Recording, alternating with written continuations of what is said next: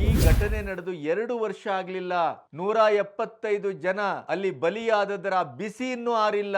ಆವಾಗ ಮೊದಲ ಹಂತದಲ್ಲಿ $5 ಮಿಲಿಯನ್, ಆಮೇಲೆ $25 ಮಿಲಿಯನ್ ಅಲ್ಲಿ ನೆರೆ ಸಂತ್ರಸ್ತರಿಗೆ ಅಂತ ಪಾಕಿಸ್ತಾನದಂತ ವೈರಿ ರಾಷ್ಟ್ರಕ್ಕೆ ಇದೇ ನಮ್ಮ UPA ಸರ್ಕಾರ, ಮನಮೋಹನ್ ಸಿಂಗ್ ಅವರ ನೇತೃತ್ವದ ಸರ್ಕಾರ ಕೇವಲ 26/11 ಆದ 2 ವರ್ಷಗಳು ಕಳೆದಿರಲಿಲ್ಲ.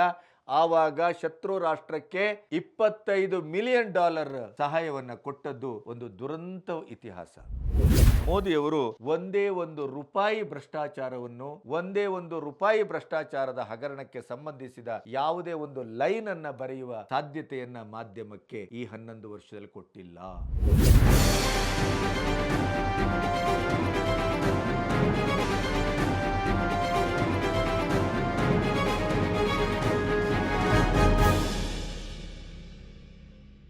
ನಮಸ್ತೆ, ಬಿ ಗಣಪತಿ ಚಾನಲ್ಗೆ ಸ್ವಾಗತ. 11 ವರ್ಷ ಪೂರೈಸಿದ ಮೋದಿಯವರ ಒಂದು ಸುವರ್ಣ ಯುಗ ಅಂತೇನು ಕರೆಯಬಹುದಾದಂಥ ಈ ಸ್ವತಂತ್ರ ಭಾರತದ 75 ವರ್ಷದಲ್ಲಿ ಆಡಳಿತ ಅಂದರೆ ಏನು, ಅಭಿವೃದ್ಧಿ ಅಂದರೆ ಏನು, ದೇಶ ಕಟ್ಟುವ ಕೆಲಸ ಅಂದರೆ ಏನು, ನಾವು ಗುಲಾಮಗಿರಿಯಿಂದ ಸ್ವತಂತ್ರವಾಗಿ ಒಂದು ಉದಯಿಸಿದ ಹೊತ್ತಿನಿಂದ ಇವತ್ತಿನವರೆಗೂ ನಮ್ಮದೇ ಆದಂಥ ಒಂದು ಆಡಳಿತ, ಭಾಷೆ ಯಾವುದನ್ನೂ ಕಟ್ಟಿಕೊಳ್ಳಿರಲಿಲ್ಲ. ಅದು ಎಲ್ಲವನ್ನೂ ಈ ಸಂದರ್ಭದಲ್ಲಿ ಈ 11 ವರ್ಷಗಳಲ್ಲಿ ಅದನ್ನು ಭಾರತೀಯತೆಯ ನೆಲೆಯಲ್ಲಿ ಭಾರತೀಯವಾಗಿ ಕಟ್ಟುವಂಥ ಒಂದು ಕೆಲಸವನ್ನು ಏನು ಮಾಡಿದ್ದಾರೆ, ಅದು ಯಾವತ್ತೂ ಬಹುಶಃ ಇತಿಹಾಸದಲ್ಲಿ ಸೇರುವಂಥ ಅಪರೂಪದ ಒಂದು 11 ವರ್ಷ ಇದು.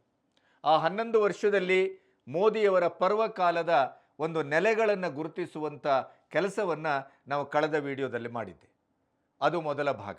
ಈಗ ಎರಡನೇ ಭಾಗದಲ್ಲಿ ಅದೇ ರೀತಿಯಲ್ಲಿ ಮೋದಿಯವರು ಯಾವ್ಯಾವ ಸ್ಟೆಪ್ಪನ್ನು ಇಟ್ಟರು, ಮೋದಿಯವರು ಹೇಗೆ ಒಂದು ಆತ್ಮನಿರ್ಭರ ಭಾರತವನ್ನು ಕಟ್ಟಿದರು, ಮೋದಿಯವರು ಹೇಗೆ ವಿಶ್ವಗುರು ಆಗುವ ರೀತಿಯಲ್ಲಿ ಇವತ್ತು 4ನೇ ಆರ್ಥಿಕ ಬಲಿಷ್ಠ ರಾಷ್ಟ್ರವಾಗಿ ಕೇವಲ 2014ರಿಂದ 25ರವರೆಗಿನ ಇವತ್ತಿನ ಅವಧಿ, ಈ 11 ವರ್ಷ UPಯಲ್ಲಿ 10ನೇ ಸ್ಥಾನದಲ್ಲಿತ್ತು. ಅದೆಲ್ಲವನ್ನ ವಿವರವನ್ನು ನಾವು ಕಳೆದ ವಿಡಿಯೋದಲ್ಲಿ ಕೊಟ್ಟಿದ್ದೇವೆ.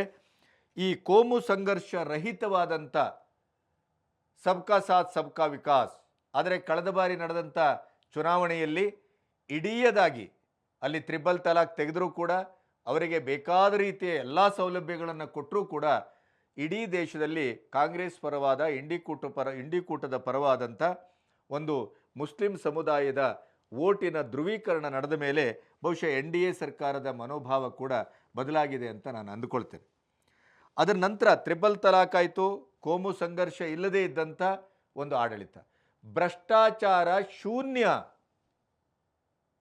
ನೋಡಿ, UPA ಸರ್ಕಾರ ಮನಮೋಹನ್ ಸಿಂಗ್ ನೇತೃತ್ವದಲ್ಲಿ ಹಗರಣಗಳ ಸರದಾರಿಕೆಯ ಒಂದು ಪರ್ವಕಾಲ, ಮುಟ್ಟಿದಲ್ಲಿ ಹಗರಣ. ಈಗ ನೀವು ಕರ್ನಾಟಕದಲ್ಲಿ ಏನು ಸಿದ್ದರಾಮಯ್ಯನವ್ರ ಸರ್ಕಾರ ನೋಡ್ತಿರಲ್ಲ, ಅದೇ ರೀತಿಯಲ್ಲಿ ಸಂಪೂರ್ಣವಾಗಿ ಹಗರಣ ಹಗರಣ ಹಗರಣ, ಯಾವುದೇ ಅಭಿವೃದ್ಧಿ ಕಾಣುವುದಿಲ್ಲ. ಆರ್ಥಿಕ ಒಬ್ಬ ಮಹಾತಜ್ಞನಾಗಿ ವಿಶ್ವದಲ್ಲೇ ಒಂದು ಗುರುತಿಸಿಕೊಂಡಂಥ ಮನಮೋಹನ್ ಸಿಂಗ್ ಅವರು ಪ್ರಧಾನಿಯಾಗಿದ್ದರೂ ಕೂಡ 26/11 ಘಟನೆ ನಡೆದು, ಆ ಘಟನೆಯಲ್ಲಿ ಭಾರತ ಎಷ್ಟು ನಿರ್ವೀರ್ಯವಾಗಿ ವರ್ತಿಸುವುದು ಅನ್ನೋದಕ್ಕೆ ಏರ್ಫೋರ್ಸಿನ ಚೀಫ್ ಬಂದು ನಮಗೆ ಅನುಮತಿ ಕೊಡಿ, ನಾವು ಭಯೋತ್ಪಾದಕರ ನೆಲೆಗಳನ್ನು ಹುಟ್ಟಡಗಿಸಿ ಚಿಂದಿ ಉಡಾಯಿಸಿ ಬರ್ತೇವೆ. ನೋ, ಲವ್ ಲೆಟರ್ ಬರೆದರು. ಅದಕ್ಕೂ ಇಂಥ ರಕ್ತ ಕುದಿಯುವ ಪ್ರಶ್ನೆ ಏನು ಅಂತಂದರೆ, ಅದನ್ನು ನಿಮಗೆ ನಾವು ತೋರಿಸ್ತೇವೆ. SM ಕೃಷ್ಣ ಅವರು ವಿದೇಶಾಂಗ ಮಂತ್ರಿ ಆಗಿದ್ದರು. ಆವಾಗ ಅವರು ಸಂಸತ್ನಲ್ಲೇ ಕೊಟ್ಟಂಥ ಹೇಳಿಕೆ, ಅಲ್ಲಿ ಅವರು ಪಾಕಿಸ್ತಾನಕ್ಕೆ ಈ ಘಟನೆ ನಡೆದು 2 ವರ್ಷ ಆಗಲಿಲ್ಲ, 175 ಜನ ಅಲ್ಲಿ ಬಲಿಯಾದದರ ಬಿಸಿ ಇನ್ನೂ ಆರಿಲ್ಲ.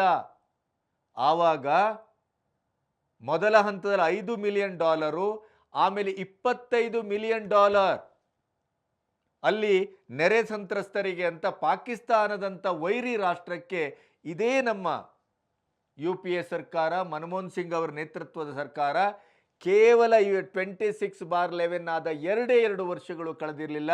ಆವಾಗ ಶತ್ರು ರಾಷ್ಟ್ರಕ್ಕೆ $25 ಮಿಲಿಯನ್ ಸಹಾಯವನ್ನು ಕೊಟ್ಟದ್ದು ಒಂದು ದುರಂತ ಇತಿಹಾಸ.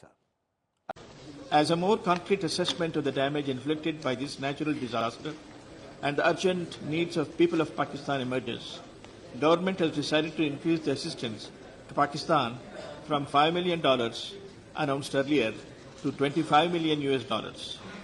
Out of this amount of $20 million US would be contributed to the Pakistan Initial Floods Emergency Response Plan launched by the UN Office for the Coordination of Humanitarian Affairs. The balance of $5 million US would be contributed to the World Food Programme for its relief efforts in Pakistan. Prime Minister has rightly said that in such times of natural disasters, all of South Asia should rise to the occasion and extend every possible help to the affected people. We remain committed to assisting the people of ಅದಕ್ಕಾಗಿಯೇ ಮಣಿಶಂಕರಯ್ಯರಿಂದ ಹಿಡಿದು ಪ್ರತಿಯೊಬ್ಬರು ಕಾಂಗ್ರೆಸ್ಸಿಗರು ಹೇಳೋದು ಪಾಕಿಸ್ತಾನ ನಮಗೆ ಶತ್ರು ರಾಷ್ಟ್ರವಲ್ಲ, ಮಿತ್ರ ರಾಷ್ಟ್ರ. ಇಂಥ ಒಂದು ದುರಂತದ ಮಧ್ಯೆ ಮೋದಿಯವರು ಬಂದರು. ಮೋದಿಯವರು ಒಂದೇ ಒಂದು ರೂಪಾಯಿ ಭ್ರಷ್ಟಾಚಾರವನ್ನು, ಒಂದೇ ಒಂದು ರೂಪಾಯಿ ಭ್ರಷ್ಟಾಚಾರದ ಹಗರಣಕ್ಕೆ ಸಂಬಂಧಿಸಿದ ಯಾವುದೇ ಒಂದು ಲೈನನ್ನು ಬರೆಯುವ ಸಾಧ್ಯತೆಯನ್ನು ಮಾಧ್ಯಮಕ್ಕೆ ಈ 11 ವರ್ಷದಲ್ಲಿ ಕೊಟ್ಟಿಲ್ಲ. ಗಂಟೆಗಳ ಲೆಕ್ಕ ಹಾಕಿ ಅಲ್ಲ, ಕ್ಷಣಗಳನ್ನು ಲೆಕ್ಕ ಹಾಕಿ 10-11 ವರ್ಷಗಳಲ್ಲಿ ಕೆಲಸ ಮಾಡ್ತಾ ಇದ್ದಾರೆ. ಅದರ ಎಲ್ಲದರ ಫಲಶ್ರುತಿಯೇ ಇವತ್ತು ನಾವು 4ನೇ ಸ್ಥಾನಕ್ಕೆ ಬಂದಿರೋದು. ಇನ್ನು ವಕ್ಫ್ ತಿದ್ದುಪಡಿ ಗಮನಿಸಿದ್ದೀರಿ, ಸುಪ್ರೀಂ ಕೋರ್ಟ್ ಕೂಡ ಈಗ ಅದಕ್ಕೆ ಯಾವುದೇ ರೀತಿಯಲ್ಲೂ ಅದರ ರದ್ದತಿಯಾಗಲಿ ಸ್ಟೇ ಕೊಡೋದಾಗಲಿ ಯಾವುದನ್ನು ಮಾಡಲಿಕ್ಕೆ ಬಿಟ್ಟಿಲ್ಲ. ವಕ್ಫ್ ತಿದ್ದುಪಡಿಯಂಥ ಚಾರಿತ್ರಿಕ ಪ್ರಮಾದವನ್ನು ಸರಿಪಡಿಸುವ ದಿಕ್ಕಿನಲ್ಲಿ ಅತ್ಯಂತ ನಿಷ್ಠವಾಗಿ ದಷ್ಟಪುಟ್ಟವಾಗಿ ಮತ್ತು ಧೀಮಂತಿಕೆಯಿಂದ ಇಟ್ಟ ಹೆಜ್ಜೆಗಳನ್ನೇನಾದರೂ ಇದ್ದರೆ ಅದು ಮೋದಿಯವರ ಗೌರ್ಮೆಂಟಲ್ಲಿ ವಕ್ಫ್ ತಿದ್ದುಪಡಿ ಲೇಟೆಸ್ಟು. ಅದರ ನಂತರ ಇಂಡಿಯನ್ ಪಿನಲ್ ಕೋಡ್, ನಾವು ಬರೇ ಸುಮ್ಮನೆ ಕಾಗದ ಪತ್ರದಲ್ಲೂ ಅಲ್ಲ, ಧ್ವಜದ ಮೂಲಕ ನಾವು ಸ್ವಾತಂತ್ರ್ಯವನ್ನು ಪಡ್ಕೊಂಡ್ರು. ಆದರೆ ಯಾವುದೇ ರೀತಿಯ ರೆವಿನ್ಯೂ ಇರ್ಬೋದು, ನಮ್ಮ ದಂಡ ಕಾಯ್ದೆ ಇರ್ಬೋದು, ಯಾವುದೇ ಕಾಯ್ದೆ ಕೂಡ ಅದು ಭಾರತೀಯ ನೆಲೆಯಲ್ಲಿ ಅದು ಸಂಸ್ಕರಿಸಿ ತಿದ್ದುಪಡಿಗೆ ಒಳಪಟ್ಟಿರಲಿಲ್ಲ. ಇಂಡಿಯನ್ ಪಿನಲ್ ಕೋಡನ್ನು ಕೂಡ ಪುನರ್ನವೀಕರಿಸಿದ ಮತ್ತು ಹೊಸ ಕೆಲವು ಕಾಯ್ದೆಗಳನ್ನು ಅಳವಡಿಸಿದ, ಅನವಶ್ಯಕವಾದ ಕಾಯ್ದೆಗಳನ್ನು ರದ್ದುಪಡಿಸಿದಂಥ ಒಂದು ಕೆಲಸವನ್ನು ಮಾಡಿತು. ಇನ್ನು ಜನಧನ್, ಜಲ ಮಿಷನ್, ಉಜ್ವಲ್, ಹೀಗೆ ಹಲವು 10 ಯೋಜನೆಗಳನ್ನು ಭಾರತದ ಪ್ರತಿಯೊಬ್ಬ ನಾಗರಿಕರಿಗೆ ಮುಟ್ಟಿಸುವಂಥ ಕೆಲಸವನ್ನು ಮೋದಿ ಸರ್ಕಾರ ಮಾಡಿದೆ. ಹಿಮಾಲಯದ ರೇಂಜಲ್ಲಂತೂ ಅಲ್ಲಿ ರೋಡು, ಬ್ರಿಡ್ಜು, ರೈಲ್ವೆ, ಏರ್ಪೋರ್ಟು ಅದು ಯಾವ್ಯಾವ ನೆಲೆಯಲ್ಲಿ ನಡೆದಿದೆ ಅನ್ನೋದನ್ನು ನೀವು ನಿರೀಕ್ಷೆ ಮಾಡಲಿಕ್ಕೂ ಸಾಧ್ಯ ಇಲ್ಲ. 370 ತೆಗೆದ ಮೇಲೆ ಜಮ್ಮು ಕಾಶ್ಮೀರದ ಒಂದು ಇಡೀ ಬೆಳವಣಿಗೆಗೆ ಅಭಿವೃದ್ಧಿಯ ಮಹಾಪುರವನ್ನೇ ಹರಿಸಿದ್ದಿದ್ರೆ ಅದು ಮೋದಿ ಸರ್ಕಾರ. ಕಲ್ಲು ಹೊಡೆಯುವವರೆಲ್ಲ ಅಲ್ಲಿ ಕೆಲಸ ಮಾಡಲಿಕ್ಕೆ ಶುರು ಮಾಡಿದ್ದಾರೆ. ಕಲ್ಲು ಹೊಡೆಯುವವರೆಲ್ಲ ಅಲ್ಲಿ ಬದುಕಿನ ದಾರಿಯನ್ನು ಕಂಡುಕೊಳ್ಳಿಕ್ಕೆ ಶುರು ಮಾಡಿದ್ದಾರೆ. ಆದರೂ ಕೂಡ ಈ ಜೆಹಾದಿಗಳನ್ನು ಅಷ್ಟು ಸುಲಭದಲ್ಲಿ ಬದಲಿಸಲಿಕ್ಕೆ ಸಾಧ್ಯ ಇಲ್ಲ. ಅದು ಹುಟ್ಟುಗುಣ, ಕಟ್ಟ ಹತ್ತಿರದು ಬಿಡುವುದಿಲ್ಲ. ನಮಗೆ ಈ ಕೋಮು ಸಂಘರ್ಷ ಕಾಣಿಸ್ತಾ ಇಲ್ಲ. ಎಲ್ಲಿಯೂ ನಿಮಗೆ ಯಾವುದೇ ರೀತಿಯ ದಾಳಿಗಳು ಕಂಡಿಲ್ಲ. ಉರಿ ಮತ್ತು ಪುಲ್ವಾಮಾ ಬಿಟ್ಟರೆ, ಮೊನ್ನೆ ಆದಂಥ ಪಹಲ್ಗಾಮ್ ದಾಳಿಯನ್ನು ಬಿಟ್ಟರೆ 3 ದಾಳಿಗಳು ಕಾಣಿಸ್ತವೆ. 26/11, 26/11 ಘಟನೆಯಿಂದ ಹಿಡಿದು ಏನು UPA ಆಡಳಿತದ ಮನಮೋಹನ್ ಸಿಂಗ್ ನೇತೃತ್ವದ ಸೋನಿಯಾ ಗಾಂಧಿ ಸೂತ್ರಧಾರಿಕೆಯ ರಾಹುಲ್ ಎಂಬ ಯುವರಾಜನ ಈ ಎಲ್ಲರ ಒಂದು ಆಡಳಿತದಲ್ಲಿ ಪ್ರತಿ ಹಂತದಲ್ಲೂ, ಪ್ರತಿ ಜಿಲ್ಲೆಯಲ್ಲೂ, ಇಡೀ ದೇಶಾದ್ಯಂತ ನಾವು ದೀಪಾವಳಿಗೆ ಪಟಾಕಿ ಹೊಡೆದಾಗೆ ಅವರು ಬಾಂಬ್ಗಳನ್ನು ಸಿಡಿಸಿದ್ದಾರೆ. ಇಂಥ ಒಂದು ಪರಿಸ್ಥಿತಿಯಲ್ಲಿ ಕೂಡ 26/11 ಅಂತೂ 175 ಜನ ಮತ್ತು 300 ಜನ ಗಾಯಾಳು, ಅತ್ಯಂತ ಮೌಲಿಕವಾದಂಥ ಒಂದು ಅಧಿಕಾರಿಗಳನ್ನು ನಾವು ಕಳ್ಕೊಂಡೆವು. ಬಹುಶಃ ಆ ಘಟನೆಯನ್ನು ಬಿಟ್ಟ ಮೇಲೆ ನಡೆದಂಥ ಅತ್ಯಂತ ಅಮಾನುಷ ದಾಳಿ ಏನಾದರೂ ಇದ್ದರೆ ಅದು ಪಹಲ್ಗಾಮ್. ಆದರೆ UPA ಆಡಳಿತದ ಸಾವಿರಾರು ಮಂದಿ ಬಲಿ ತೆಗೆದುಕೊಂಡಂಥ, ಒಟ್ಟು ಅವರ ಆಡಳಿತದಲ್ಲಾದಂಥ ಒಂದು ಭಯೋತ್ಪಾದಕರ ಚಟುವಟಿಕೆಯನ್ನು ಗಮನಿಸಿದರೆ ಈ 10 ವರ್ಷ ಒಂದು ರೀತಿಯಲ್ಲಿ ಶೂನ್ಯ ಅಂತ ಹೇಳ್ಬೋದು. ಉರಿ, ಪುಲ್ವಾಮಾ ಮತ್ತು ಪಹಲ್ಗಾಮ್ ಇದನ್ನು ಬಿಟ್ಟರೆ ಬೇರೆ ಯಾವುದೇ ದಾಳಿಗಳು ನಡೆದಿಲ್ಲ. ಆದರೆ ನಡೆದ ದಾಳಿಗಳಿಗೆ ಏರ್ ಸ್ಟ್ರೈಕ್, ಸರ್ಜಿಕಲ್ ಸ್ಟ್ರೈಕ್, ಈಗ ಆಪರೇಷನ್ ಸಿಂಧೂರ. ಪ್ರಾಯಶಃ ಇಡೀದಾದಂಥ 75 ವರ್ಷದ ಸ್ವತಂತ್ರ ಭಾರತದಲ್ಲಿ ಯಾವುದೇ ಸರ್ಕಾರ ಕಾರ್ಗಿಲ್ ದಾಳಿಯನ್ನೂ ನಾವು ಗಮನಿಸಿದರೆ ಅದೊಂದು ಪ್ರಾದೇಶಿಕ ದಾಳಿಯ ಹೊರತು ಪಾಕಿಸ್ತಾನದ ಅವರ ಒಳಗಡೆ ನುಗ್ಗಿ ಹೊಡೆಯುವ, ಪಾಕಿಸ್ತಾನವನ್ನು ಇಡೀದಾಗಿ ಧ್ವಂಸ ಮಾಡುವ, ಅವರ 75 ವರ್ಷಗಳಲ್ಲೇ ಅವರಿಗೆ ಇಂಥ ಒಂದು ಧೃತಿಗೆಡಿಸುವ ಮೂಲಭೂತವಾದಂಥ ಒಂದು ಇನ್ಫ್ರಾಸ್ಟ್ರಕ್ಚರನ್ನೇ, ಸೈನ್ಯದ ಇನ್ಫ್ರಾಸ್ಟ್ರಕ್ಚರನ್ನೇ ಧ್ವಂಸ ಮಾಡುವ ಕೆಲಸವನ್ನು ಯಾರೂ ಮಾಡಿರಲಿಲ್ಲ. ಇನ್ನು made in India, Atmanirbhar Bharat, ಇದೇ ಇವತ್ತಿನ ಆರ್ಥಿಕವಾಗಿ 4ನೇ ಸ್ಥಾನಕ್ಕೆ, ಈ 11 ವರ್ಷದಲ್ಲಿ 10ನೇ ಸ್ಥಾನದಲ್ಲಿದ್ದವರು 4ನೇ ಸ್ಥಾನಕ್ಕೆ ಬರಲಿಕ್ಕೆ ಸಾಧ್ಯವಾದದ್ದು ಹೇಗೆ? ಮೂಲಭೂತವಾಗಿ ಆಯಾತ ನಿರ್ಯಾತ, ಆಮದು ಮತ್ತು ರಫ್ತು, ಇದರ ರೇಷ್ಯುವಾರು ನಾವು ಬದಲಾದದ್ದೇ ಇದಕ್ಕೆ ಸಾಕ್ಷಿ. ಪ್ರತಿಯೊಂದನ್ನು ಆಮದು ಮಾಡ್ಕೊಳ್ತಾ ಇದ್ದೆವು, ಆದರೆ ನಾವು ಈಗ ರಫ್ತು ಮಾಡಲಿಕ್ಕೆ ಶುರು ಮಾಡಿದ್ದೇವೆ. ಅದರಲ್ಲೂ ಆಪರೇಷನ್ ಸಿಂಧೂರ ಆದಮೇಲಂತೂ made in India, Atmanirbhar Bharat, ನಮ್ಮ ತಯಾರಿಕೆಯ ಶಸ್ತ್ರಾಸ್ತ್ರಗಳಿಗೆ ಇವತ್ತು ವಿಶ್ವದಲ್ಲಿಯೇ ಭರ್ಪೂರಾದಂಥ ಬೇಡಿಕೆ. ಫ್ರಾನ್ಸು, ಆಮೇಲೆ ಅಮೆರಿಕ, ಟರ್ಕಿ ಇವೆಲ್ಲ ಒಪ್ಪಂದಗಳನ್ನು ಕ್ಯಾನ್ಸಲ್ ಮಾಡಿ 26ಕ್ಕೂ ಹೆಚ್ಚು ದೇಶಗಳು ನಮಗೆ ಯುದ್ಧ ಶಸ್ತ್ರಾಸ್ತ್ರಗಳಿಗಾಗಿ, ಡ್ರೋನ್ಗಳಿಗಾಗಿ ಬೇಡಿಕೆ ಇಟ್ಟಿವೆ.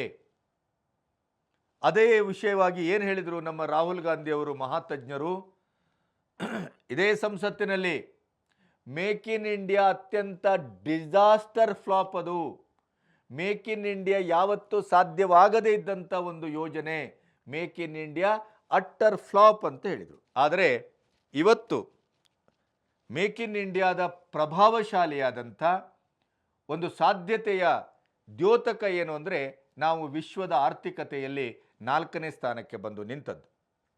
ನಮ್ಮ ಇನ್ಫ್ರಾಸ್ಟ್ರಕ್ಚರ್ ಅಭಿವೃದ್ಧಿಯಾಗಿದೆ.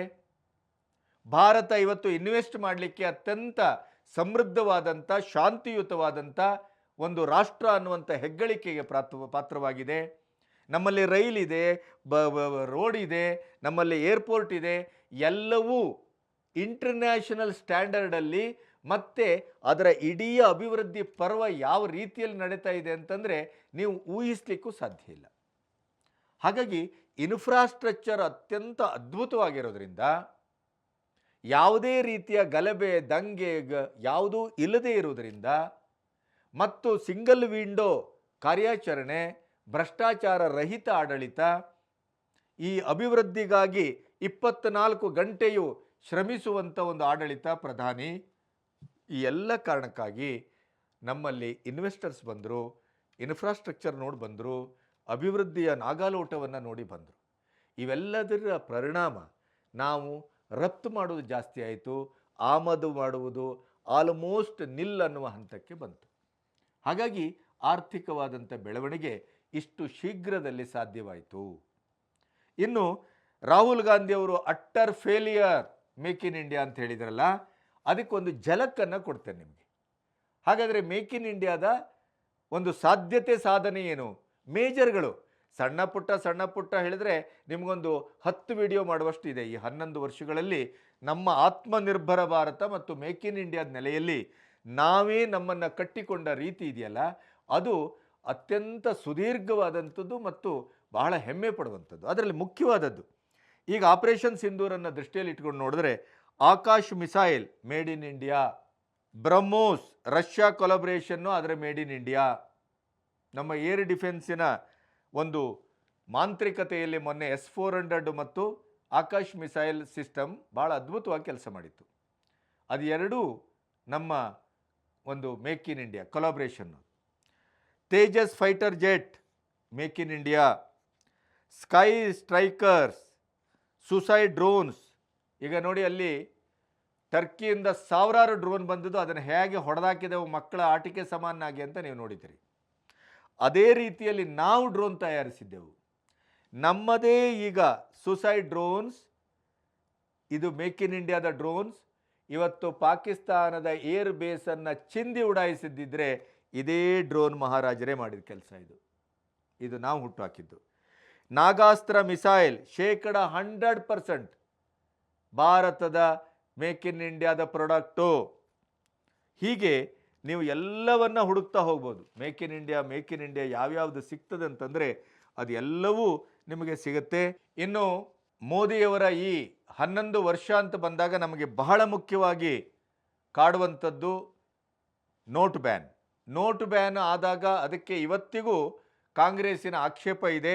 ಅದರಿಂದ ಸಾಧಿಸಿದ್ದೇನು ಅನ್ನುವಂಥ ಒಂದು ಆರೋಪವೂ ಇದೆ, ಪ್ರಶ್ನೆಯೂ ಇದೆ. ಆದರೆ ನೋಟ್ ಬ್ಯಾನಿನ ಪ್ರಕರಣ ಪಾಕಿಸ್ತಾನದ ಭಯೋತ್ಪಾದಕತೆಯ ನಡುವನ್ನು ಯಾವ ಮಟ್ಟಿಗೆ ಮುರಿತು ಅಂತಂದರೆ ಅದನ್ನು ನಿರೀಕ್ಷೆ ಮಾಡಲಿಕ್ಕೆ ಸಾಧ್ಯ ಇಲ್ಲ ಅಂತ. ನೋಟ್ ಬ್ಯಾನ್ ಆದಂಥ ಮರುಗಳಿಗೆಯಲ್ಲೇ ನೀವು ಎಲ್ಲ ಅದನ್ನು ನೋಡಿದ್ದೇವೆ. ಡಿಜಿಟಲ್ ಮಾಧ್ಯಮದಲ್ಲಿ 80ಕ್ಕೂ ಹೆಚ್ಚು ಸೂಪರ್ ಡಿಲಕ್ಸ್ ಸ್ಕೈ ಬಸ್ಸಲ್ಲಿ ಅಡಗಿಸಿಟ್ಟಂಥ ಭಾರತದ ಕಳ್ಳನೋಟನ್ನು ಪಾಕಿಸ್ತಾನ ಬೆಂಕಿ ಹಾಕಿದ್ದು. ಅಂದರೆ ನಮ್ಮ ನೋಟನ್ನು ಸಂಪೂರ್ಣವಾಗಿ ಮರುಮುದ್ರಿಸಿ ಕಳ್ಳನೋಟು ಮಾಡಿ ಆ ಮೂಲಕ ಭಯೋತ್ಪಾದಕ ಚಟುವಟಿಕೆಯನ್ನು ಸಮೃದ್ಧವಾಗಿ ಪಾಕಿಸ್ತಾನ ಮುಂದುವರಿಸಿತ್ತು. ಹಾಗಾಗಿನೇ ನೋಟ್ ಬ್ಯಾನ್ ಇಡೀಯದಾದಂಥ ಒಂದು ಚಾರಿತ್ರಿಕವಾದಂಥ ಘಟ್ಟ. ಇವತ್ತು ಆಪರೇಷನ್ ಸಿಂಧೂರ ಏನು ಪಾಕಿಸ್ತಾನದ ಇಡೀಯದಾದಂಥ ಒಂದು ನಕ್ಸಲರ ನೆಲೆಯನ್ನು, ನಕ್ಸಲರುಗಳ ಮಾಸ್ಟರ್ ಮೈಂಡ್ಸ್ಗಳನ್ನು, ನಕ್ಸಲರುಗಳನ್ನು ಇಡೀ ಅವರ ಮುಖಂಡರುಗಳನ್ನು, ಫೌಂಡರ್ಗಳನ್ನು ಎಲ್ಲರನ್ನ ಹೇಗೆ ಉಡಿಸ್ ಮಾಡಿದೆಯೋ ಅದಕ್ಕೆ ಈ ನೋಟ್ ಬ್ಯಾನು ಪ್ರಥಮ ಹೆಜ್ಜೆಯಾಗಿ ಸಂದಿತು. ಇನ್ನು ಡಿಜಿಟಲ್ ಇಂಡಿಯಾ, ನೀವಿವತ್ತು ಸೊಪ್ಪು ಮಾರುವವರಿಂದ ಹಿಡಿದು ಎಳ್ನೀರು ಮಾರುವವರಿಂದ ಹಿಡಿದು ಪ್ರತಿ ಒಂದು ಕಡೆ ನೀವು ಕ್ಯಾಶ್ಲೆಸ್ ಆಗಿ ವ್ಯವಹಾರ ಮಾಡ್ಬೋದು. ಕ್ಯಾಶನ್ನು ಇಟ್ಕೊಂಡು ಹೊರಡುವುದೇ ಇಲ್ಲ ಅಂತ ನಾವು ಯಾರೂ. ಇವತ್ತು ಕೇವಲ ಡಿಜಿಟಲ್ ಫೋನ್ಪೇ, ಗೂಗಲ್ ಪೇ, ಆ ಪೇ, ಈ ಪೇ ಎಲ್ಲವೂ ಹಳ್ಳಿಗಳಲ್ಲಿ ವರ್ಕ್ ಆಗ್ತಾ ಇದೆ. ಇಡೀ ಪ್ರಪಂಚದಲ್ಲಿ ಅದರಲ್ಲೂ ಕೂಡ ನಾವು 3 ಅಥವಾ 4ನೇ ಸ್ಥಾನದಲ್ಲಿದ್ದೇವೆ. ಅಂಥ ಒಂದು ಡ್ರಾಸ್ಟಿಕ್ ಆದಂಥ ಕ್ರಾಂತಿಕಾರಕವಾದಂಥ ಒಂದು ಬದಲಾವಣೆ ಇದ್ದರೆ ಅದು ಡಿಜಿಟಲ್ ಇಂಡಿಯಾ. ಈ ಪರ್ವಕಾಲವನ್ನು ಕೂಡ ನಾವು ಇಷ್ಟು ಬೇಗ ನೋಡ್ತೇವೆ ಅಂತ ಅಂದ್ಕೊಂಡಿರಲಿಲ್ಲ. ಆಮೇಲೆ ಗುಡ್ಡಗಾಡು ಪ್ರದೇಶ ಇರ್ಬೋದು, ಯಾವುದೇ ರೀತಿಯ ಪ್ರದೇಶ ಇರ್ಬೋದು, ಅಲ್ಲಿಗೆ ಸಂಪರ್ಕ ಕಲ್ಪಿಸುವ ರೈಲ್ವೆ, ರಸ್ತೆ, ಆಮೇಲೆ ಇಡೀ ಭಾರತದ ಮೂಲೆಗಳಲ್ಲಿ ಏರ್ಪೋರ್ಟು, ಆಮೇಲೆ ಎಲ್ಲರ ಗುಡ್ಡಗಾಡು ಪ್ರದೇಶದ ಎಲ್ಲ ಆ ಗುಡ್ಡಗಾಡು ನಿವಾಸಿಗಳಿಗೂ ಕೂಡ ನೀರು ಮತ್ತು ವಿದ್ಯುತ್ತಿನ ವ್ಯವಸ್ಥೆ, ಸೌರ ವಿದ್ಯುತ್ತಿನ ವ್ಯವಸ್ಥೆ, ಈ ಎಲ್ಲವನ್ನು ಮಾಡಿದ್ದೇನಾದರೂ ಇದ್ದರೆ ಅದು ಮೋದಿಯವರ ಕಾಲದಲ್ಲಿ. ಈಗ ನಾವು ಮಾತಾಡಬೇಕಾದದ್ದೇನು ಅಂತಂದರೆ ಮುಖ್ಯವಾಗಿ ನಕ್ಸಲ್ ಸಮಸ್ಯೆ. ನಾನು ಹಿಂದಿನ ವಿಡಿಯೋದಲ್ಲಿ ಅದನ್ನು ಪ್ರಸ್ತಾಪ ಮಾಡಿದ್ದೆ. ನಕ್ಸಲ್ಲರ ಈ ಈಶಾನ್ಯ ರಾಜ್ಯಗಳಲ್ಲಿ, ಅಸ್ಸಾಂಗಳಲ್ಲಿ, ಕರ್ನಾಟಕವನ್ನು ಸೇರಿ ನಕ್ಸಲ್ಲರುಗಳ ಹಾವಳಿ ಯಾವ ಮಟ್ಟಕ್ಕೆ ಬಂದಿತ್ತು ಅಂತಂದರೆ ಭಾರತದ ಒಳಗಿನ ಒಂದು ಭಯೋತ್ಪಾದಕತೆಯ ಒಂದು ದೊಡ್ಡ ಸಂಘಟನೆಯಾಗಿ ಅದು ಕೆಲಸ ಮಾಡ್ತಾ ಇತ್ತು. ಅದು ಭಾರತದ ಅಭಿವೃದ್ಧಿಗೆ ಬಹಳ ದೊಡ್ಡ ಅಡ್ಡಗಾಲಾಗಿ ನಿಂತಿತ್ತು. ಅದನ್ನು ಸಂಪೂರ್ಣವಾಗಿ ಬೇರು ಸಮೇತ ಕಿತ್ತೆಸೆದಿದ್ದರೆ ಅದು ಈ 11 ವರ್ಷದ ಸಾಧನೆ. ಹೀಗೆ ಬಹಳಷ್ಟು ಸಾಧನೆಗಳನ್ನು ಮತ್ತು ಮುಖ್ಯವಾಗಿ ಪಾಕಿಸ್ತಾನದ ಮೇಲೆ ಪ್ರಹಾರ ಮಾಡುವ ಮೊದಲ ಪ್ರಹಾರ. ಇಲ್ಲಿಯವರೆಗೆ ಪಾಕಿಸ್ತಾನ 4 ಬಾರಿ ಯುದ್ಧವನ್ನು ಮಾಡಿತ್ತು. ಆ 4 ಯುದ್ಧವನ್ನು ಸೋಲಿಸಿದ್ದೇವೆ. ಆದರೆ ಈಗ ಚೈನಾ, ಟರ್ಕಿ, ಒಂದು ಹಂತದಲ್ಲಿ ಅಮೆರಿಕಾ, ಈ ಎಲ್ಲ ಏನು ಶತ್ರು ರಾಷ್ಟ್ರಗಳಿದ್ದಾವಲ್ಲ, ಇವರು ಭಾರತದ ಅಭಿವೃದ್ಧಿಯನ್ನು ಸಹಿಸಲಾರದೆ ಇದ್ದವರು. ಮೋದಿಯ ನಾಯಕತ್ವವನ್ನು ಏನಕ್ಕೇನ ಸೊರೋಸ್ ಇರ್ಬೋದು, ಇನ್ನೊಬ್ರು ಇರ್ಬೋದು, ಮಗದೊಂದಿರ್ಬೋದು, ಅವ್ರನ್ನೆಲ್ಲ ಬಳಸ್ಕೊಂಡು ಮೋದಿಯವರನ್ನು ಕೆಳಗೆ ಹಾಕಬೇಕು ಅಂತ ಹೊರಟಂಥ ಈ ಕಾಂಗ್ರೆಸ್ ಕೂಟಕ್ಕೆ ಇವರೆಲ್ಲ ಸದಸ್ಯರು. ಆದರೆ ಮೋದಿಯವರ ಕೂದಲನ್ನು ಕೂಡ ಕೊಂಕಿಸ್ಲಿಕ್ಕಾಗಿಲ್ಲ. ಯಾಕೆ ಅಂತಂದರೆ ಮೋದಿಯವರ ಶುದ್ಧತೆ, ಮೋದಿಯವರ ಇಡೀ ಭಾರತ ಕಟ್ಟುವ ಅಭಿಯಾನ, ಮೋದಿಯವರ ಇಡೀ ವಿದೇಶಾಂಗ ನೀತಿ, ಮೋದಿಯವರ ಭ್ರಷ್ಟಾಚಾರ ರಹಿತ ಒಂದು ಆಡಳಿತ, ಇವೆಲ್ಲದರ ಮುಂದೆ ಈ ಯಾವುದೂ ನಿಲ್ಲಲಿಲ್ಲ ಅನ್ನೋದು ಸೂರ್ಯ ಮತ್ತು ಬೆಳಕಿನಷ್ಟೇ ಸತ್ಯ ಅಂತ. ಇನ್ನಷ್ಟು ಮೋದಿಯವರ ಅಭಿವೃದ್ಧಿ ಭಾರತದ ಈ 4ನೇ ಆರ್ಥಿಕ ಶಕ್ತಿಯಾಗಿ ಪ್ರಪಂಚದ ಭೂಪಟದಲ್ಲಿ ಕಟ್ಟಿದಂಥದ್ದು. ಆಮೇಲೆ ಅವರು ಪಾಕಿಸ್ತಾನವನ್ನು ಇವತ್ತು ಯಾವ ರೀತಿಯಲ್ಲಿ ಹೊಡೆದು ಉಳಿಸುವಂಥ ಮತ್ತು ಆಂತರಿಕವಾಗಿಯೇ ಪಾಕಿಸ್ತಾನವನ್ನು ಮುಗಿಸುವಂಥ ಒಂದಿಷ್ಟು ಕೆಲಸಗಳು ಮೌನದಲ್ಲಿ ಮೋದಿಯವರ ಕಡೆಯಿಂದ ಹೇಗೆ ಆಗ್ತಾ ಇದೆ. ಮತ್ತು ಭಾರತ ಈಗ ಈಶಾನ್ಯ ರಾಜ್ಯದ ಒಂದು ಅಭಿವೃದ್ಧಿಗೂ ಕೂಡ ಬಹಳ ದೊಡ್ಡ ಮಟ್ಟದಲ್ಲಿ ಟೊಂಕ ಕಟ್ಟಿದೆ. ಯಾಕೆಂದರೆ ಮಣಿಪುರದಂಥ ಸಮಸ್ಯೆ ಅದು ಗಡಿಭಾಗದ ಸಮಸ್ಯೆ, ಅದು ಚೈನಾದ ಪ್ರೇರಿತ ಸಮಸ್ಯೆ, ಆಮೇಲೆ ಬೇರೆ ಬೇರೆ ದೇಶಗಳ ಕುಮ್ಮಕ್ಕಿನ ಪ್ರಶ್ನೆ ಅದು. ಯಾಕೆಂದರೆ ಅಲ್ಲಿ ಭಾಳ ಅದ್ಭುತವಾದ ಮಿನರಲ್ಸ್ ಇದೆ, ಆದ್ದರಿಂದ ಅದರ ಮೇಲೆ ತುಂಬ ಜನರಿಗೆ ಕಣ್ಣಿದೆ. ಅದನ್ನು ಗುಡ್ಡಗಾಡು ಪ್ರದೇಶ, ಅದು ಆ ಗುಡ್ಡಗಾಡು ಹಾಗೆ ಇದ್ರೇ ಚೈನಾದಂಥ ದೇಶಗಳು ಮುಂದೆ ಬರಲಿಕ್ಕೆ ಅದು ಒಂದು ಅಡೆಗೋಡೆಯಾಗಿ ನಿಲ್ತದೆ. ಆದ್ದರಿಂದ ಅಭಿವೃದ್ಧಿ ಮಾಡಬಾರ್ದು ಅನ್ನುವಂಥ ನೆಹರು ಸಂಸ್ಕೃತಿಯನ್ನು ಮೀರಿ ಅಭಿವೃದ್ಧಿಯ ಮಹಾ ಒಂದು ಪರ್ವವಾಗಿ ಇವತ್ತು ಈಶಾನ್ಯ ರಾಜ್ಯದ ಒಂದು ನೆಲವನ್ನು ಗಮನಿಸಿದ್ದಂಥ ಒಂದು ಅದ್ಭುತ ಸುದ್ದಿಯೂ ಇದೆ. ಮತ್ತು ಎಲ್ಲ ಅವರ ಇನ್ನಿತರ ಒಂದು ಬೆಳವಣಿಗೆಗಳನ್ನು ಕೂಡ ಮುಂದಿನ ವಿಡಿಯೋದಲ್ಲಿ ನಿಮಗೆ ತಿಳಿಸ್ಕೊಡ್ತೇನೆ. ಅಲ್ಲಿಯವರೆಗೆ ನಮಸ್ತೆ.